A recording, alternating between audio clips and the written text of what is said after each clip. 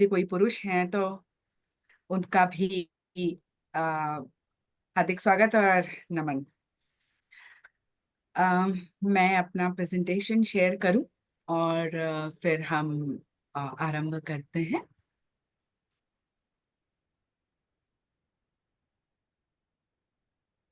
आ, आप देख पा रहे हैं मेरे प्रेजेंटेशन को? हाँ, जी जी हम जी देख पा रहे हैं। जी जी जी जी। रिकिंडल दीवार्स। दीवार्स का मतलब अर्थ होता है महिलाएं। और रिकिंडल, किंडल का मतलब होता है फिर से प्रज्वलित होना, या रिकिंडल का मतलब होता है फिर से आरंभ करना, फिर से प्रज्वलित होना। तो ये एक आवाहन है कि चलिए महिलाओं, हम फिर से एक बार अपने जीवन की शुरुआत करते हैं। आज विषय जो चुना है वो है मेनोपॉज। और सुशीला जी मेरी बहुत पुरानी सखी है। जब मैं झारसुगुड़ा में रहा करती थी तब से उनके साथ परिचय है। और झारसुगुड़ा में जब थी मैं तब उनसे कई बार मिल चुकी हूँ। और बड़े लंबे समय के बाद फिर उनके साथ बातचीत हुई। और इसी दौरान जब मेरा एक पॉडकास्ट यूट्यूब पर प्रकाशित हुआ तो उन्होंने उसे देखा और उसके बाद उन्होंने तुरंत मुझसे संपर्क किया कि बेदुला जी, अंतर्राष्ट्रीय जो अग्रवाल समाज है उसके लिए हम आपका एक व्याख्यान रखना चाहते हैं। मैंने तो ठान ही लिया है कि मैं अब इसी पर काम करूंगी।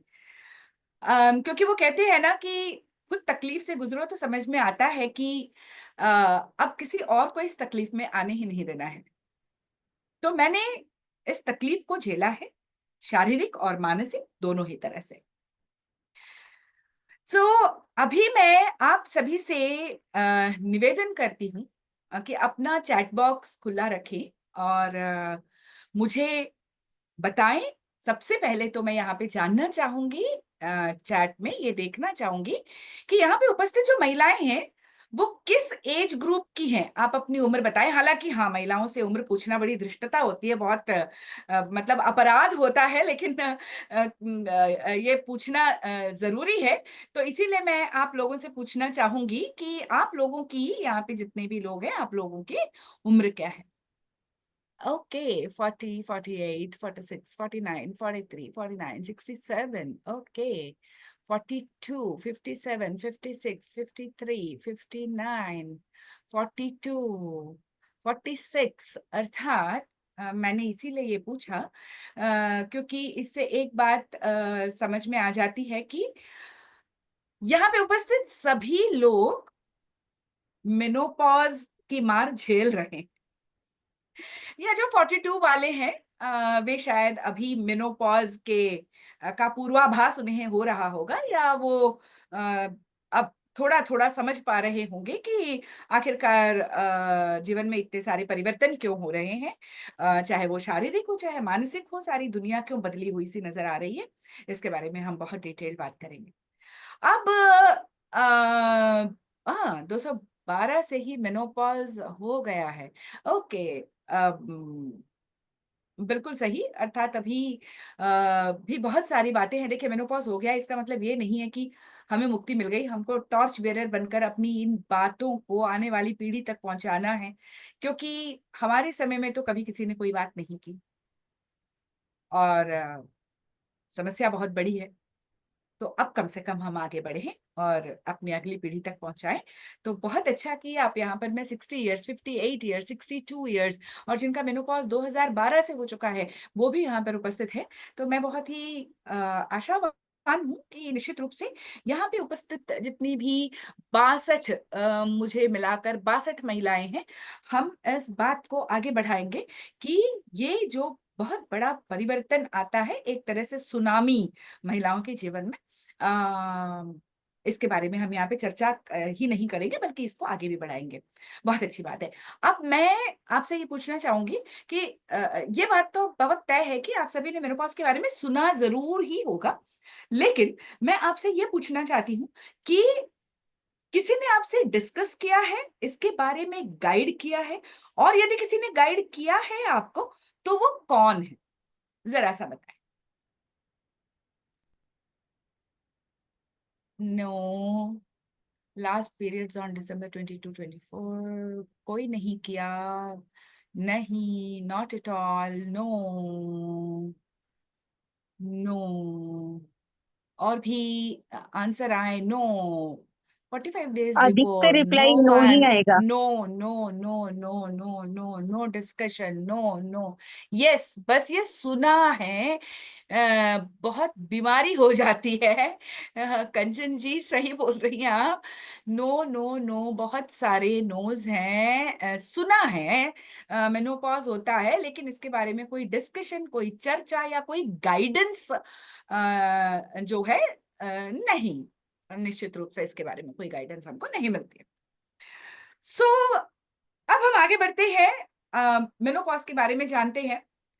मेनोपॉज, आगे ही मैं आपको बता दूं, सबसे पहले आरंभ करने से पहले मैं आपको बता दूं कि मेनोपॉज जो होता है वो महिलाओं के जीवन का एक बहुत ही टेम्पररी पीरियड होता है, बहुत टेम्पररी पीरियड होता है। लेकिन यदि हम इसकी जानकारी ना ले, इसके बारे में सजग ना होए, इसके बारे में काम ना करें अपने ऊपर, या इसका केयर ना करें, तो ये हमारे जीवन में परमानेंट डैमेजेस करके जा सकता है, परमानेंट डैमेजेस। मेनोपॉज को हम फॉर ग्रांटेड लेते रहे हैं अब तक, बिकॉज इसके बारे में हमको कोई जानकारी नहीं थी, सिर्फ और सिर्फ इसलिए। लेकिन ये इतना आसान फेज महिलाओं के जीवन का नहीं होता है।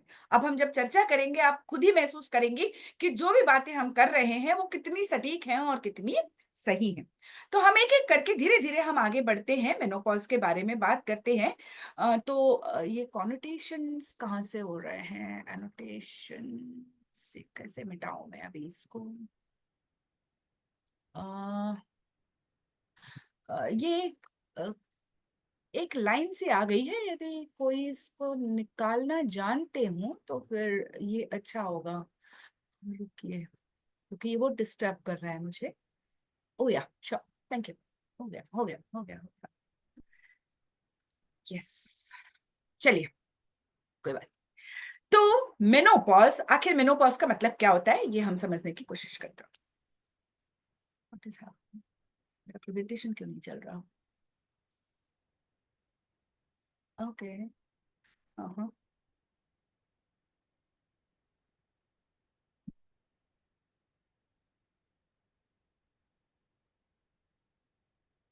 ये मेरा प्रेजेंटेशन क्यों नहीं चल रहा है?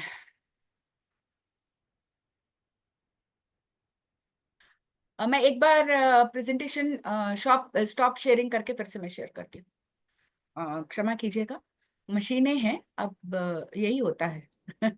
है ना? अ, चलिए, उम्मीद है अब परेशान नहीं करेगा। ओ या श्योर, ये चलिए, व्हाट इज मेनोपॉज। मेनोपॉज को हम समझते हैं जिसका मतलब होता है permanent physiological natural end of menstrual cycle. हम यहाँ पे बात करें नेचुरल एंड। नेचुरल एंड का मतलब होता है जो स्वाभाविक रूप से पीरियड्स बंद हो जाते हैं, वरना तो कई बार हम लोगों के कई सारी यूटेरस में प्रॉब्लम्स वगैरह होती हैं, जिसकी वजह से यूटेरस निकाल दिया जाता है और मेनोपॉज मतलब क्या कह सकते हैं, पीरियड्स बंद हो जाते हैं। तो मैं आपको बता दूं, वो मेनोपॉज हम उसे नहीं कहेंगे। तब तक हम मेनोपॉज नहीं करेंगे जब तक यूटेरस निकाल दिया गया है और शरीर में ओवरीज रखी हुई हैं, और ओवरीज जो हैं लगातार अपना काम कर रहे हैं। जो हॉर्मोन्स मतलब प्रजनन के लिए आवश्यक है ना, वो हॉर्मोन्स को वो सिक्रेट लगातार कर रहे हैं।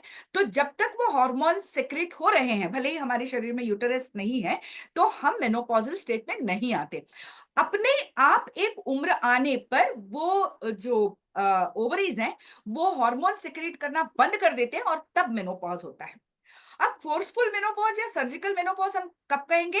जब यूटेरस के साथ साथ दोनों ओवरीज भी निकाल दी जाती हैं, तो वो सर्जिकल या अननेचुरल या नहीं तो फिर सर्जिकल मेनोपॉज हम कहेंगे, वरना मेनोपॉज बहुत ही नेचुरल प्रक्रिया है। इस बात को जानने की हमें आवश्यकता है।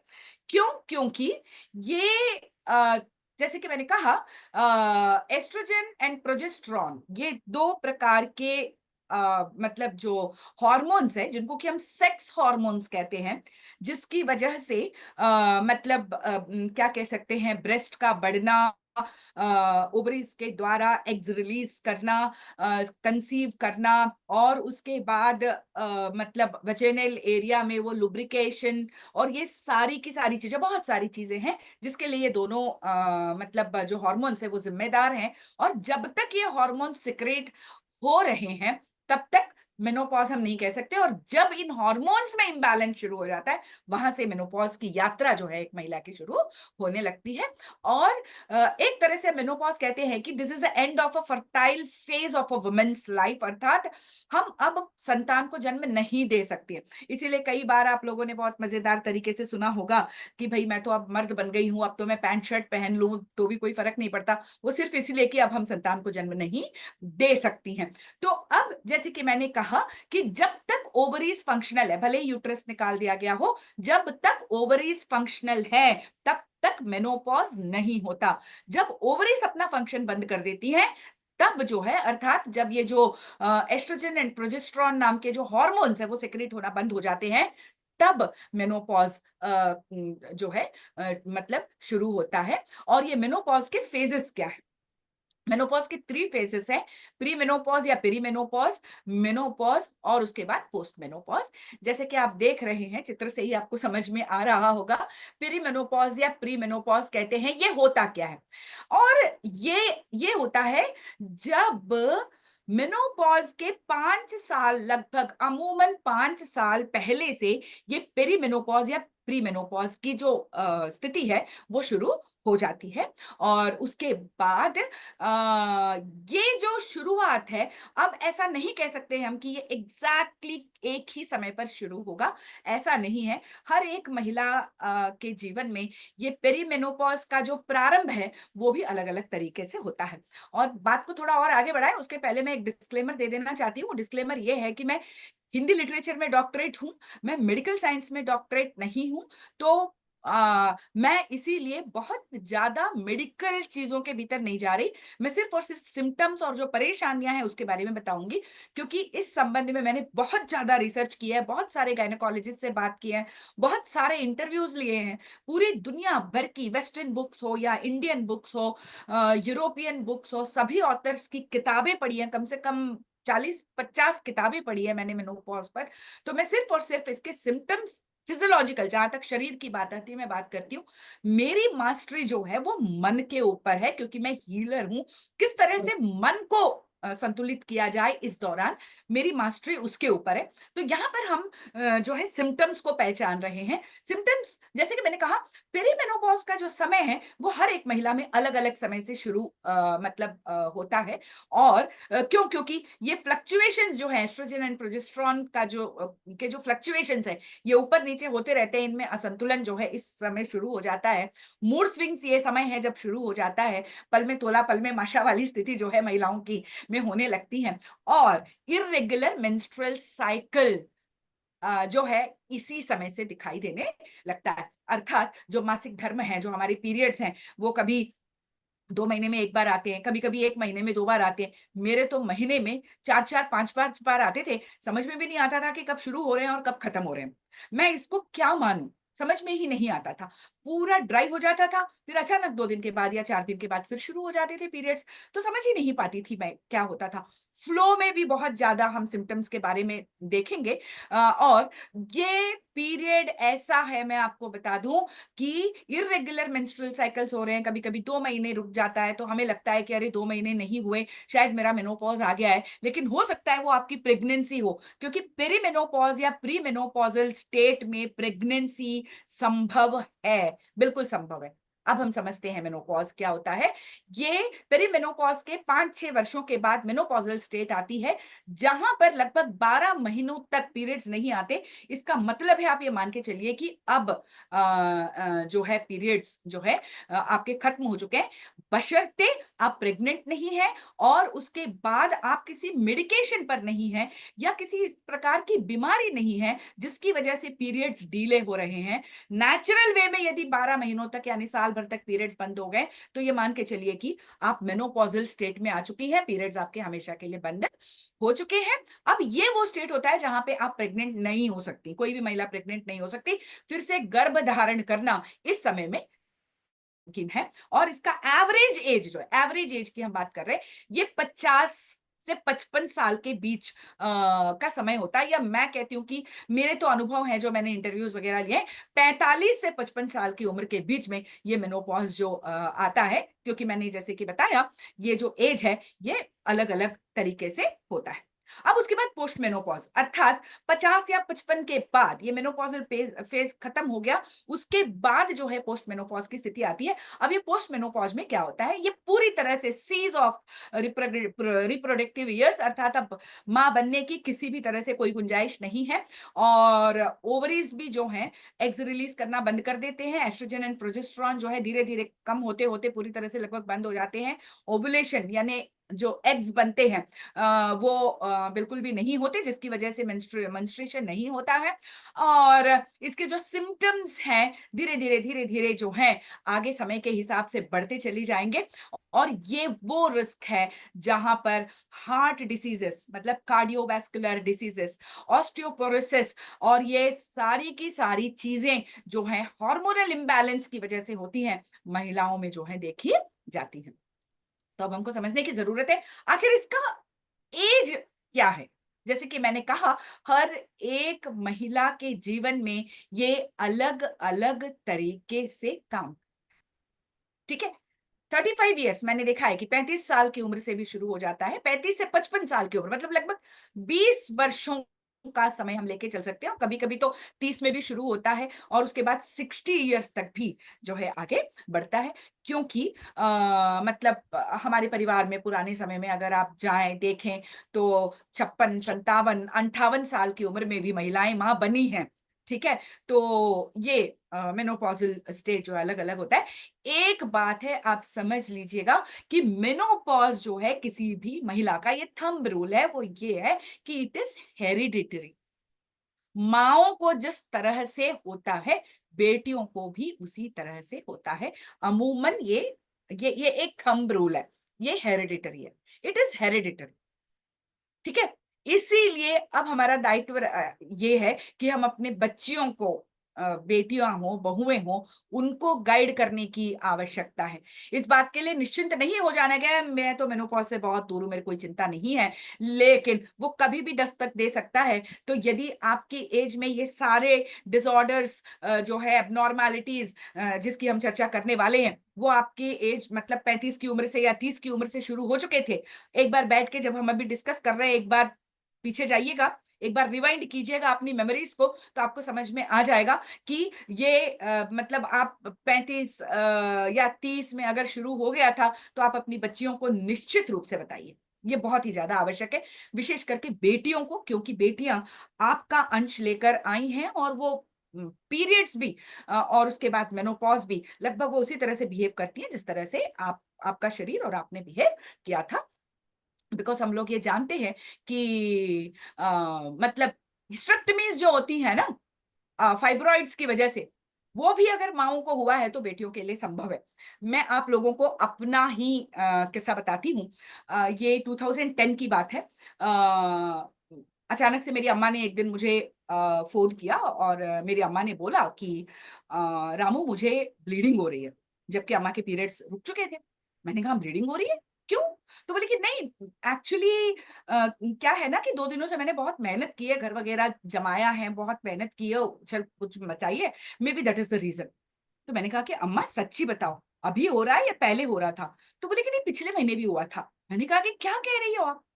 जब पिछले महीने भी हुआ आपको ब्लीडिंग, अभी भी हुई आपको ब्लीडिंग, तो why didn't you go to a doctor? आप डॉक्टर के पास क्यों नहीं गई?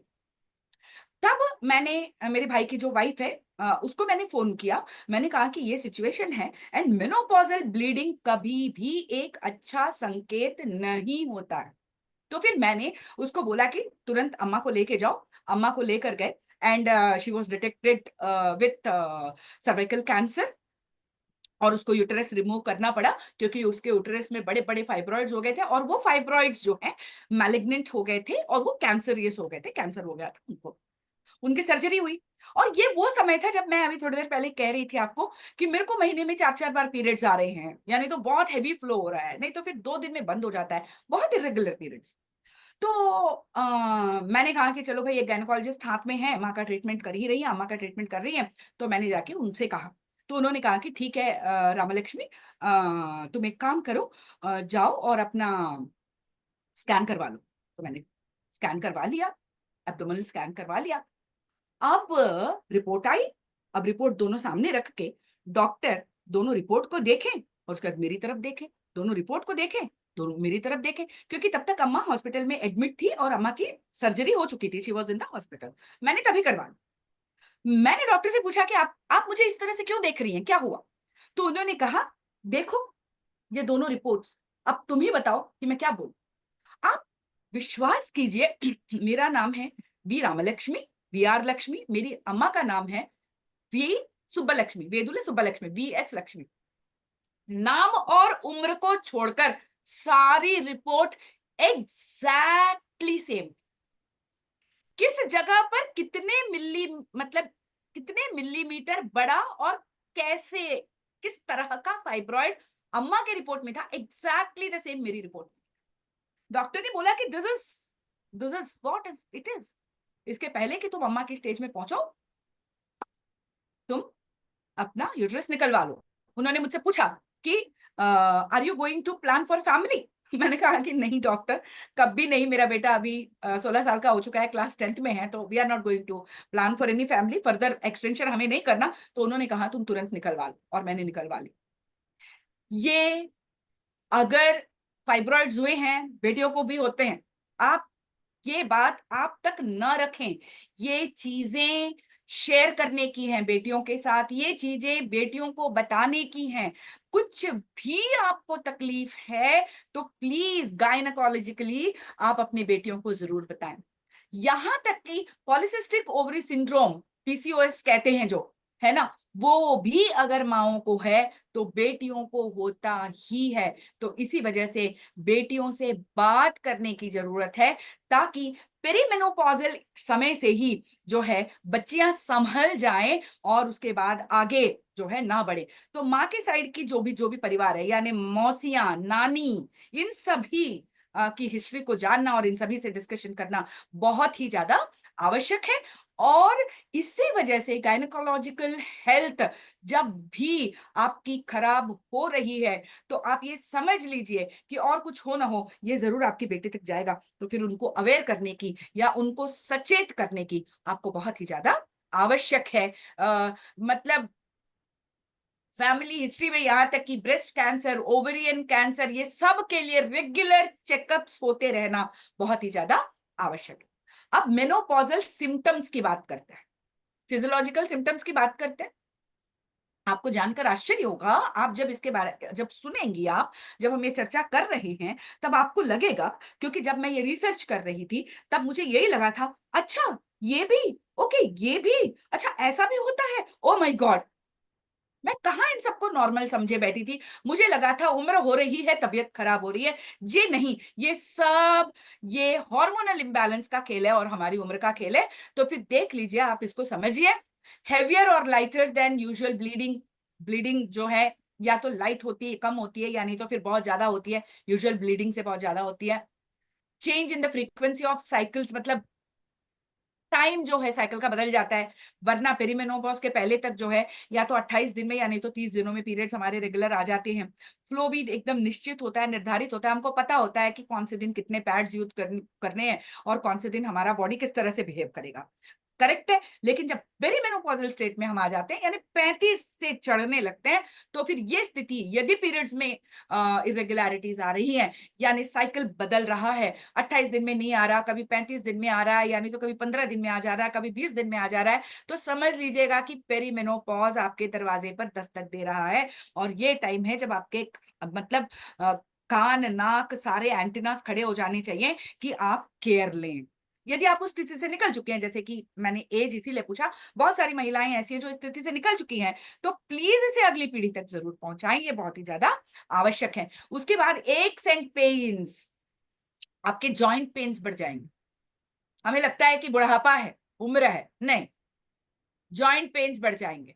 जॉइंट्स में स्वेलिंग, सूजन, उंगलियों में सूजन, जॉइंट्स में, हाथ में, कोहनियों में, आपके घुटनों में, एंकल्स में सूजन आने लग जाती। और उसके बाद बर्निंग सेंसेशन, हथेलियों में और पैरों के तलवों में जलन होने लग जाती है। उसके बाद म्यूकस मेम्ब्रेन्स, जहां जहां म्यूकस होता है, जहां जहां पे क्या कह सकते हैं, नमी होती है, वो सब जो है धीरे धीरे सूखने लगते हैं।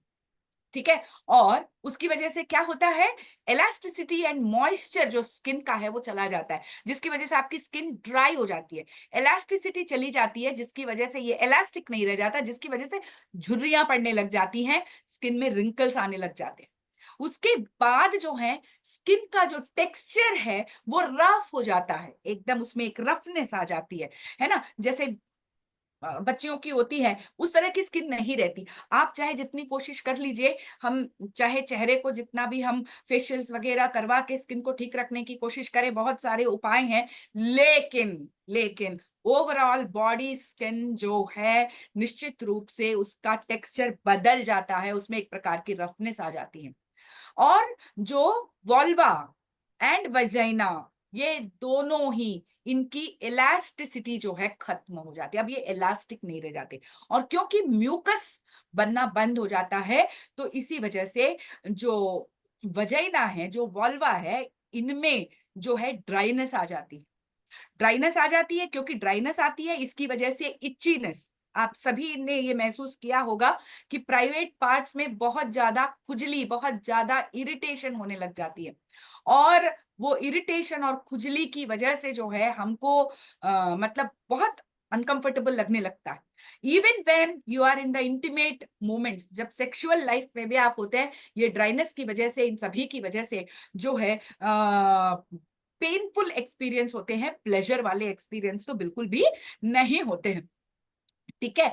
और जिसको कि हम वेजाइनल एट्रोफी कहते हैं, जिसमें मतलब इच्चीनेस आ जाता है, ड्राइनेस आ जाती है, स्किन श्रिंक होनी शुरू हो जाती है, पेनफुल लगने लगता है सेक्सुअल इंटरकोर्स। ये सारी की सारी चीजें जो हैं पेरीमेनोपॉजल एज में से शुरू होकर मेनोपॉज तक जो है जाती हैं।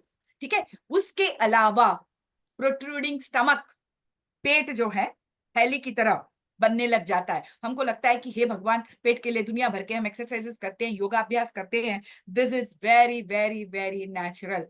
और सारे शरीर के जो बाल हैं उसका टेक्सचर बदल जाता है। आप देखते होंगे कई सारी महिलाएं ऐसी होती होंगी, हम में से कई सारी महिलाएं ऐसी होंगी जिनका फेशियल हेयर बढ़ जाता है ना, यहाँ पे दाढ़ी और यहाँ पे मुस्टैचेस पर, यहाँ पे जो है हेयर बढ़ने लग जाता है ना, एक्स्ट्रा ग्रोथ हेयर का दिखाई देता है। हेयर जो है या तो बहुत थिक और स्टबन बन जाता है, या नहीं तो फिर बहुत ही ज्यादा डेलिकेट और ब्रिटल बन जाता है। हेयर लॉस बहुत ज्यादा होने लगता है, और कई बार जो है हम अपने सर पर बाल्डनेस भी महसूस करते हैं, या गंजापन भी महिलाएं महसूस करने लग जाती हैं। उसके बाद ऑस्टियोपोरोसिस जो है महिलाओं की उम्र में 50, यानी अगर हमने पेरीमेनोपॉज के दौरान ध्यान नहीं दिया तो मेनोपॉजल एज में ऑस्टियोपोरोसिस जो है जरूर स्ट्राइक करेगा। ऑस्टियोपोरोसिस यानी बोन डेंसिटी आपकी कम हो जाती है।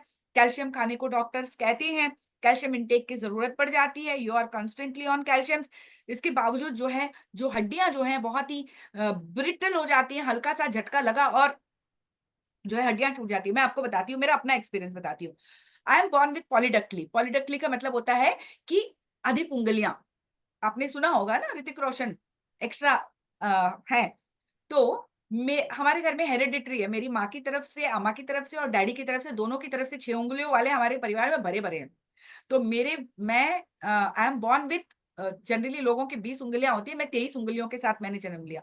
इस हाथ में भी था और मेरे दोनों पैरों में एक एक एक्स्ट्रा उंगली। अब एक एक एक्स्ट्रा उंगली होने की वजह से क्या हुआ, उसका तो उन्होंने सर्जरी नहीं कराया, मम्मी पापा ने यहाँ का तो सर्जरी करवा दिया।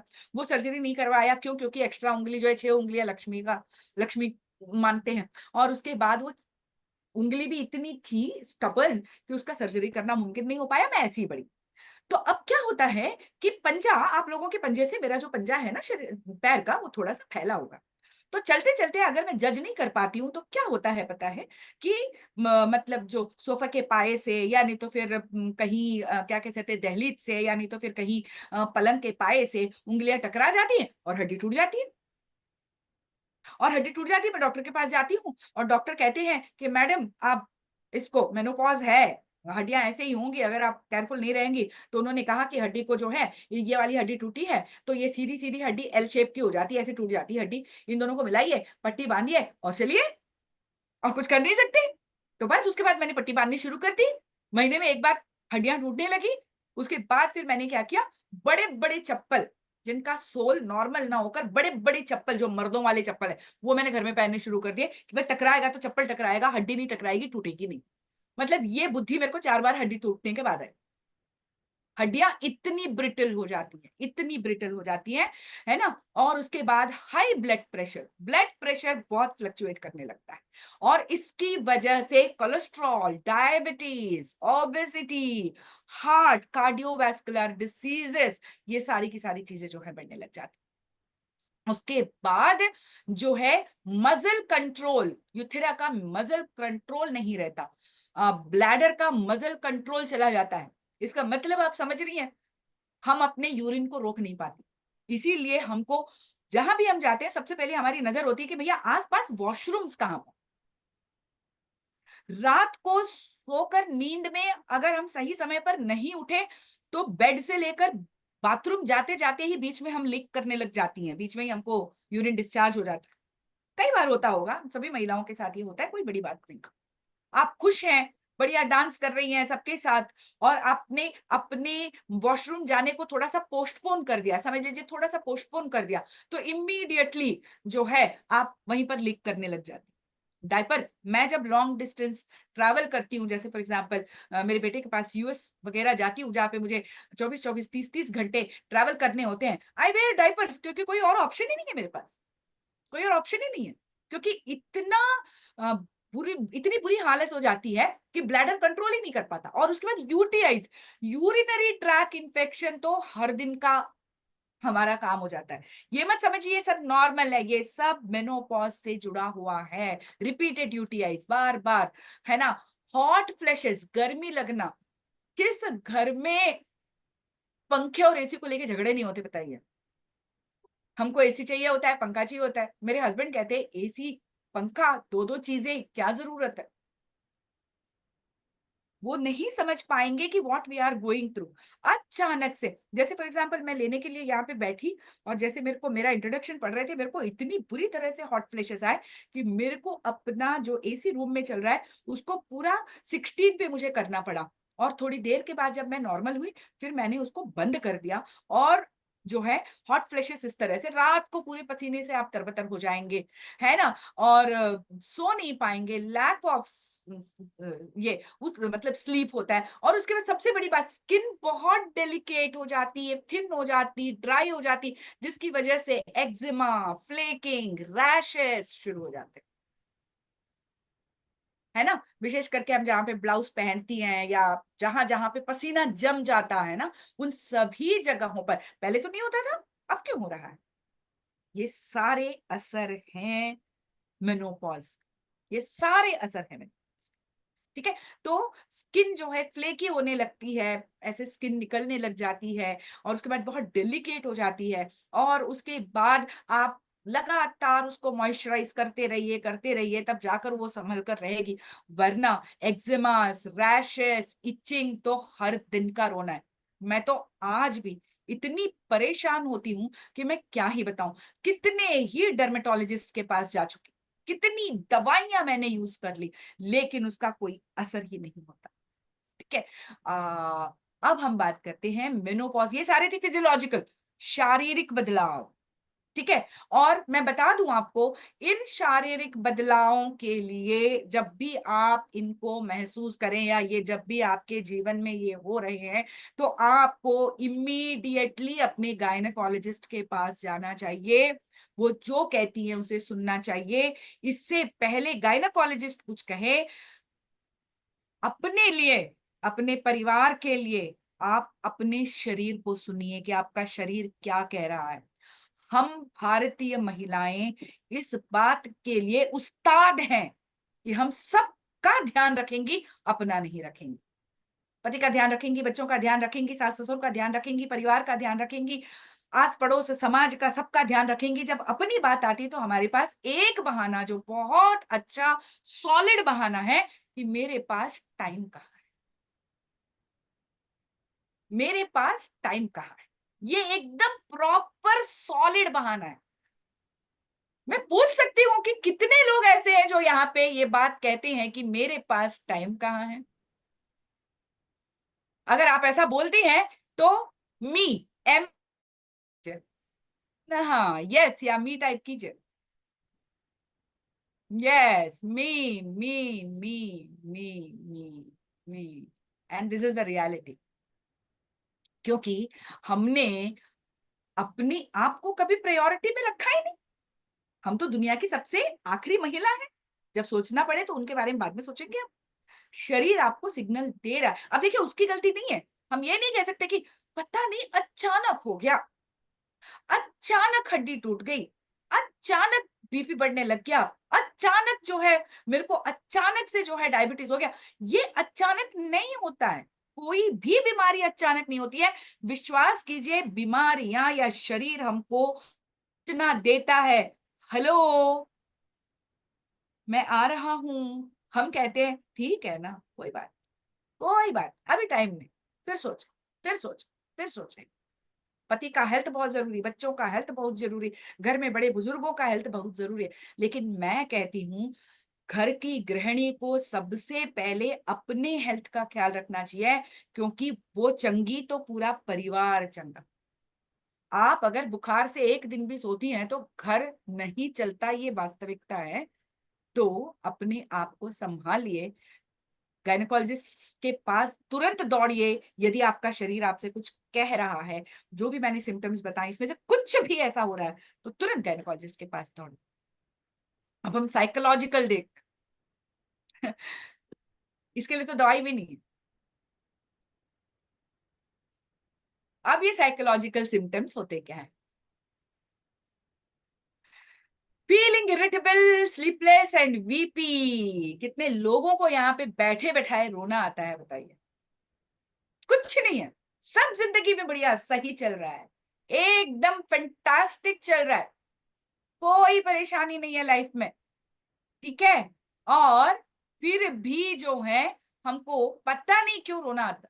छोटी छोटी बातों पे रो लेते हैं, छोटी छोटी बातें दिल पे ले लेते हैं, छोटी छोटी बातों से अपमान लगने लगता है। ठीक है। ऐसा लगता है कि यार मेरी तो कोई कदर ही नहीं है इस घर में, मैं क्या कर रही हूँ, for what I am here. ठीक है। छोटी छोटी बातों पे इरिटेशन लगने लगता है।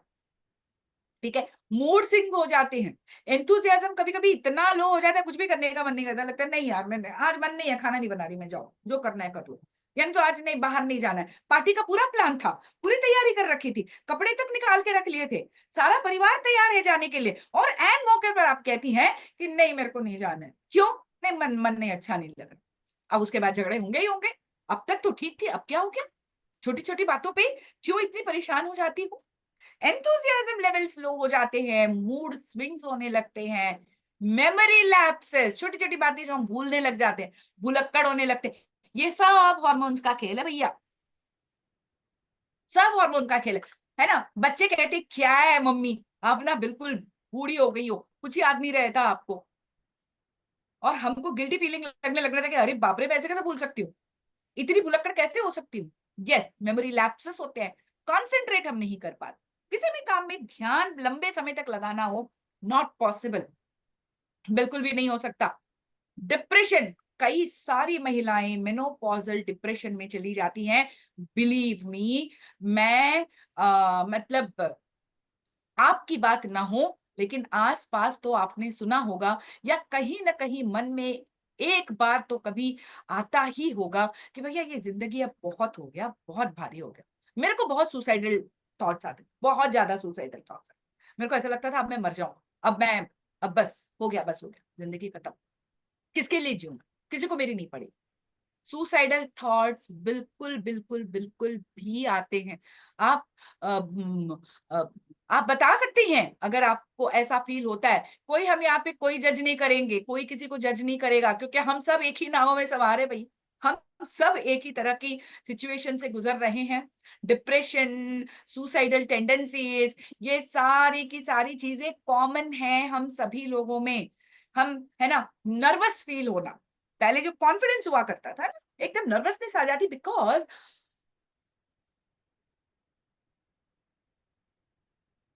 हस्बैंड अपने करियर के पीक पर पहुंच, ये वो समय होता है, ठीक है, एकदम मस्त, बहुत बढ़िया कर रहे हैं, प्रमोशन पर प्रमोशन मिल रहे हैं, नौकरी कर रहे हैं तो प्रमोशन पर प्रमोशन मिल रहा है, बिजनेस कर रहे हैं तो बिजनेस बहुत एक्सपैंड हो चुका है।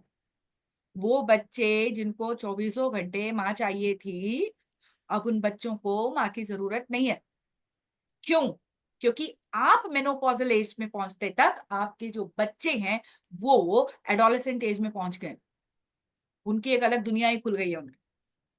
दे are exploring their own beautiful life. अब उनको लगता है कि वो बड़े हो गए, अब मम्मी पापा की सलाह नहीं चाहिए। अब मम्मी, ऐसे लगने लगता है रहने दो ना मम्मी, आपको क्या पता। जब बच्चे बार बार ये कहते हैं रहने दो ना मम्मी, आपको क्या पता, आप क्या जानो, आपको कुछ नहीं पता, आप तो रहने ही दो, ये चीजें इस हद तक महिला को भीतर तक तोड़ देती है ना, कि उसका जो रहा सहा कॉन्फिडेंस है वो भी निकल जाता है। मैं सिर्फ और सिर्फ हाउसवाइफ की बात नहीं कर रही हूँ, मैं वर्किंग वुमेन्स की भी बात कर रही हूँ। तुम्हारा जमाना अलग था, हमारा जमाना अलग है, ये सारी बातें सुन सुनकर हमारे भीतर का जो कॉन्फिडेंस लेवल है ना, वो कॉन्फिडेंस लेवल जो है, मतलब यस, कभी कभी बहुत रोने का मन करता है। Exactly exactly। अब वो रोना क्यों, पूछ तो लीजिए, क्यों रोने का मन करता है। बातें बहुत छोटी छोटी होंगी, लेकिन रोने का मन करता है, ऐसे ही बैठकर रोने का मन करता है ना। वीपी, मैंने कहा ना, फील नर्वस, है ना। Mental coping abilities, coping abilities मतलब पहले जो बड़ी बड़ी बातों को बर्दाश्त कर लेते थे, अब बर्दाश्त नहीं होती। कोई छोटी सी बात भी बोले ना तो हमको इरिटेशन लगता है, हम, मतलब सहन नहीं होता, इसीलिए तो रोने लग जाते हैं, या उसको किसी और तरीके से दिखाने लग जाते हैं। ठीक है, मैंने अपनी अम्मा को देखा है, वो बेचारी बहुत शांत शिष्ट डाउन टू अर्थ महिला है, ठीक है, और हम तीनों उसके बच्चे, मतलब उद्दंड बच्चे, है ना। तो हमने, मेरे को पता नहीं था उस समय ये menopause, she is going through all this. जब मैं बड़ी हुई, उसके बाद मेरी शादी हो गई, तब अम्मा ने बताया। इनफैक्ट जब मेरी शादी हुई, अम्मा वॉज इन मेनोपॉजल स्टेट, है ना। उसमें और मुझ में सिर्फ 17 साल की उम्र का फर्क है, तो फिर she was in menopausal state, ठीक है। तो वो बताती है कि अब ना मेरे से बर्दाश्त नहीं होता था, तुम लोग तो कॉलेज यूनिवर्सिटी में तू बिजी रहती थी, भाई लोग अपना बिजी रहते थे, डैडी तो हमेशा ऑफिस में रहते थे, है ना, सारा घर भरा होता था लोगों से, फिर भी मुझे लगता था कि मैं अकेली अकेली हूँ, बार बार रोने का मन करता था। और पता है वो क्या करती थी, जब उसको इरिटेशन होता था, जाकर रूम में रोती थी, या नहीं तो अपना सर दीवार में जाके पीट लेती थी, बिकॉज हम लोगों को बेचारी कभी कुछ नहीं बोलती। शी यूज्ड टू, मतलब बैंग हर हेड, ले जाके अपना सर पीट लेती थी, यानी तो इस तरह से पीट लेती थी, किसी न किसी तरह से, मतलब अपना गुस्सा निकाल लेती थी, बिकॉज कोप करने की या चीजों को संभालने की, समझने की अब क्षमता नहीं रही।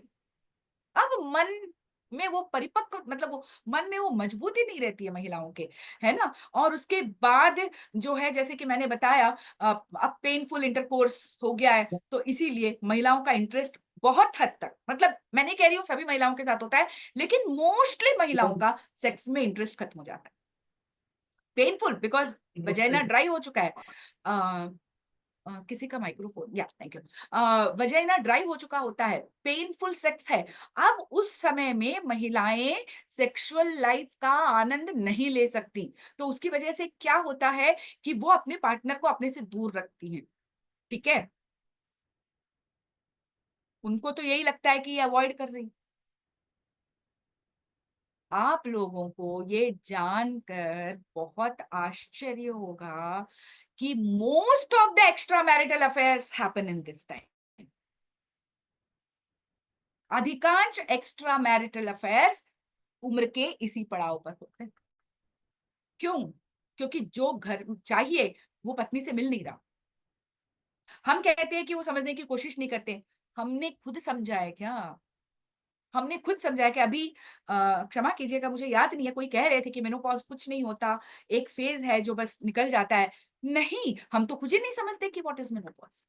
हम खुद ही नहीं जानते कि मेनोपॉज कितना बड़ा तूफान या सुनामी लेकर हमारे जीवन में आता है, गुजर जाता है। हम रोते कलपते रह जाते हैं, है ना। हम कहते हैं कि बच्चे नहीं समझते, पति नहीं समझता।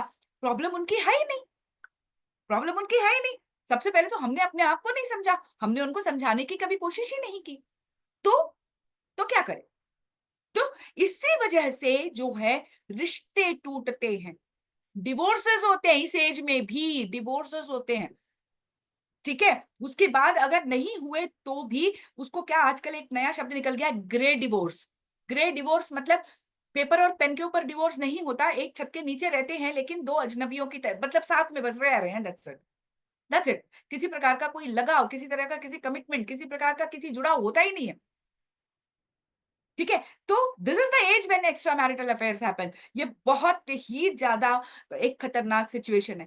तो इसकी वजह से हर दिन के जो काम काज नहीं बन रहे हैं नेट हमेशा। का थोड़ा सा, वेदुला जी बीच में इंटरप्ट चाहती हूँ। जी, नेट का हल्का सा प्रॉब्लम है, बीच में कहीं कहीं आवाज रुक जा रही है। नेट का प्रॉब्लम है। अ, अ, अच्छा, एक मिनट रुकिए, मैं दूसरे से कनेक्ट करूं? आप मुझे समय दे रही? जी। मैं एक और मैं अपने डिवाइस से, मैं मोबाइल से कनेक्ट करती हूँ जरा से। ओफो, अभी आ रही है क्या आवाज? हाँ हाँ अभी आ रही है? ठीक है, अब अगली बार जब ना आए सुशीला जी हाँ। प्लीज बताइएगा, तब मैं चेंज कर लूंगी, है ना। ओके। हाँ। ठीक है, हाँ जी, है ना। तो ये जो एक्स्ट्रा मैरिटल अफेयर्स हैं वो भी इसी उम्र में सबसे ज्यादा होते हैं। अनफॉर्चुनेटली बहुत सारी महिलाएं घुट घुट कर अपने आप को दोष देने लग जाती है, बिकॉज सामने वाले ने यही बोला है कि तेरी वजह से मुझे जाना पड़ रहा है। This is so unfortunate. इसको भी सह लेती हूँ। और इन सब चीजों की वजह से क्या होता है, आत्मसम्मान जो है it goes to the dogs. Self respect रहता ही नहीं, आत्मसम्मान, आत्मसम्मान नहीं रहता, आत्मविश्वास नहीं रहता। पूरी तरह से महिलाएं टूट चुकी होती हैं। ऐसा लगता है कि डोरमैट बन चुकी हूँ, सब मेरा सिर्फ इस्तेमाल करते करते हैं। रेस्टलेस लगता है, एक जगह बैठने का मन नहीं करता, या नहीं तो बैठे हैं तो उठने का मन नहीं करता। एक वर्थलेसनेस लगती है कि यार मैं किसी काम की ही नहीं रही है, अब तो मेरा कोई जरूरत नहीं है, ना घर वालों को जरूरत है ना किसी और को जरूरत है। वो वर्थलेसनेस लगती है, गिल्ट आता है। ठीक है, इसकी वजह से, इन सब की वजह से या तो भूख बहुत ज्यादा बढ़ जाती है, यानी तो एपिटाइट पूरी तरह से मर जाता है। और भूख बढ़ जाती है, वेट गेन हो जाता है। इसी वजह से देखिएगा ये वो टाइम होता है जब मोस्टली, मतलब डिप्रेशन ईटिंग जिसे कहते हैं ना, इंसान डिप्रेशन में आता है तो एक्स्ट्रा खाने लगता है, तो उसकी वजह से वेट गेन होने लगता है कि नहीं। सुसाइडल टेंडेंसीज जो है बढ़ जाती हैं, बहुत ज्यादा बढ़ जाती है। अगर इस समय में नहीं संभाला तो बहुत मुश्किल होता है। तो मेरी अम्मा बताती है, जब उसको बहुत ज्यादा इस तरह से परेशानी हो रही थी तो मेरे डैडी हमारे फैमिली डॉक्टर के पास गए थे। उन्होंने बोला कि my wife is going through all this, क्या करूं मैं। तो तब डॉक्टर ने बोला था कि देखिए भास्करम जी, इतने साल आपकी वाइफ ने आपको और आपके बच्चों को दे दिया है, अपने आप को पूरी तरह भूल गई है। ये वो समय है, 7 से 10 साल या 6-7 साल जो भी है, ये वो समय है जब उसको सबसे ज्यादा आपकी जरूरत है, आपके प्यार की जरूरत है, आपके सम्मान की जरूरत है, आपके स्नेह की जरूरत है। और आप अगर इस समय उनको सपोर्ट दे देंगे ना, तो बस फिर वो जीवन भर आप लोगों के लिए हमेशा खड़ी रहेंगी। लेकिन ये वो समय है, कौन समझाए कौन समझाए इनको, वही सबसे बड़ी परेशानी, क्योंकि हम खुद ही नहीं समझते। हमको लगता है इट्स नॉर्मल, मेरी माँ को भी हुआ, मेरी सास को भी हुआ, मेरी दीदी को भी हुआ, मेरी भाभी को भी हुआ, मेरे को भी हो रहा है, कितना रोना रोएंगे यार, ये सब बातें बोलने में थोड़ी अच्छी लगती है, चलो छोड़ो। ये प्रॉब्लम है जिसकी वजह से हम सफर कर रहे हैं, और जिसकी वजह से सोशल लाइफ भी हमारा इफेक्ट होने लगता है, और जो है क्वालिटी ऑफ लाइफ जो है हमारा बहुत अधिक बदल जाता है, क्योंकि मैरिटल स्टेटस बदल जाती है, मैरिज में दिक्कतें आने लगती हैं, एक्सक्यूज मी, बाकी रिश्तों में दिक्कतें आने लगती हैं, और इस तरह से एक मैंने कहा ना जो सुनामी है, लिटरली ये सुनामी। अब हम जल्दी जल्दी थोड़ा सा आगे बढ़ते हुए कि हम फिजियोलॉजिकल चेंजेस को किस तरह से देंगे। जिस तरह से हमारे एक वक्ता ने कहा था कि आप डॉक्टर के पास जाइए, डॉक्टर आपको विटामिन की वगैरह की गोलियां देंगे, खाइए, लीफी वेजिटेबल्स, फ्रूट्स, और उसके बाद हॉट फ्लैशेस से बचने के लिए अपने बेडरूम को एयरी रखिए, हमेशा पंखे में रहिए, और बहुत ज्यादा पानी पीजिए, जितना हो सके शाम से पानी का इंटेक कम कर दीजिए, ताकि रात को आराम से सो पाए और आपको ब्लैडर की तकलीफ ना हो, है कि नहीं। वॉकिंग, स्विमिंग, डांसिंग, योगा, अपने हॉबीज पर ध्यान दें, और उसके बाद अ, दिन भर बहुत ज्यादा पानी पिए, जिसकी वजह से जो है स्किन वगैरह ठीक रहेगी। अगर स्मोकिंग, अल्कोहल, देखिए अब स्मोकिंग अल्कोहल की बात ऐसी है, हमारे जनरेशन में हो ना हो भले ही, लेकिन हमारे नेक्स्ट जनरेशन में स्मोकिंग भी है, अल्कोहल भी है। तो हमारे बच्चों को इस बारे में बताना पड़ेगा, टी, कॉफी, चाय, कॉफी, कैफीन लेना बंद कर दीजिए, यह बहुत ही ज्यादा जरूरी है। थोड़े से स्ट्रेचिंग एक्सरसाइजेस करना, और उसके बाद हार्श सोप्स, कड़े सोप्स नहीं, थोड़े पैसे भले खर्च हो लेकिन सॉफ्ट स्मूथ ग्लिसरीन वाले सोप्स लेना, ताकि इचिंग ना हो। मॉइस्चराइजर, हमेशा अपने हाथों को, अपने शरीर को मॉइस्चराइज करते रहना, ढेर सारा पानी पीते रहना, और जैसे नींद आए तुरंत सोना, और सिर्फ बेडरूम में सोना। वरना हम क्या करती हैं, कभी सोफे में लुढ़क गई, कभी कुर्सी में दुबक गई, और जिसकी वजह से क्या होता है, जब बेड पर सोने जाती हैं तब हमको नींद ही नहीं आती, ठीक है, और सारी रात फिर हम जाग जाग के बिता देती हैं। तो इसी वजह से, और इसके साथ ही रिलैक्सेशन की टेक्निक्स फॉलो करनी है। उसके बाद हम आते हैं साइकोलॉजिकल मैनेजमेंट।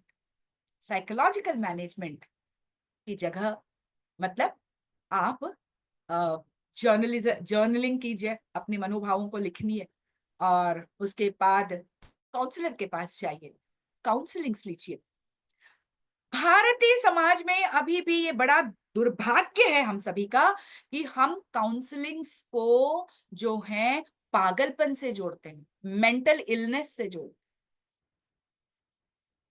काउंसलिंग तो करते ही हैं हम, देखिए आप, जनरली हम एक दूसरे से सखियां, सुनना मेरे साथ ऐसा हुआ, हाँ सच्ची में, तू ना एक काम कर, ये कर, काउंसलिंग की है। तो हम अपने सहेलियों से पूछें, जिनके पास काउंसलिंग का कोई अनुभव नहीं है, उससे बेहतर है कि हम क्वालिफाइड काउंसलर के पास जाएं, जो हमारी सहायता कर सके।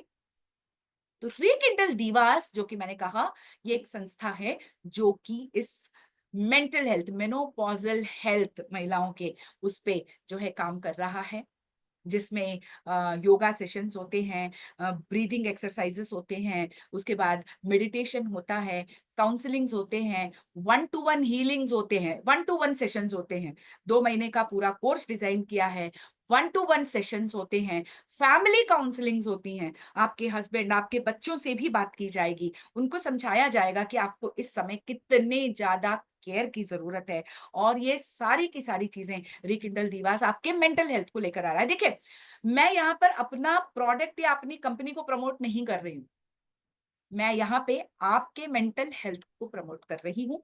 आप कहीं से भी लीजिए, काउंसलिंग्स लीजिए, मेडिटेशन कीजिए, हीलिंग्स लीजिए, लेकिन मैं एक बात बताऊं, फिजिकली अपने आप को तो फिर भी महिलाएं ठीक कर लेती हैं, लेकिन मेनोपॉज के दौरान जो मेंटल डिस्टरबेंसेस होते हैं, इनको ठीक करना किसी के बस में नहीं है, बिकॉज हमने कभी भी मेंटल हेल्थ के बारे में सोचा ही नहीं है, हमको लगता ही नहीं है कि मेंटल हेल्थ कोई सोचने की चीज है। This is the biggest issue in fact, right.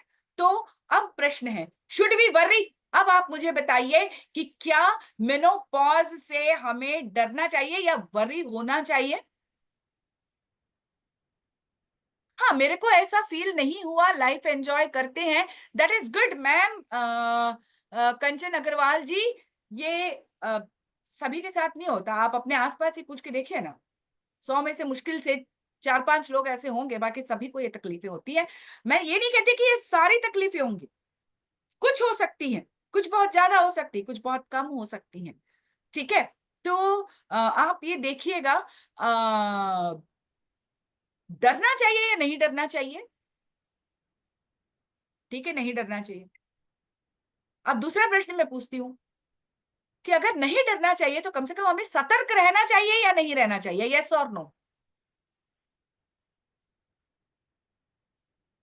Yes, yes, yes, yes, yes. अब सभी को सतर्क रहने की बहुत ज्यादा जरूरत है। किसी ने लिखा है डिप्रेशन, यस ऑफ कोर्स, बहुत सारी महिलाएं डिप्रेशन से होकर गुजरती। एक्चुअली मैं बताऊं, हम इसके बारे में बात ही नहीं करते ना कभी। हम कई बार, जैसे कंचन जी ने कहा, शी इज वेरी हैप्पी, ईश्वर करे ये खुशियां ईश्वर हर एक महिला को दे, लेकिन ऐसा होता नहीं है।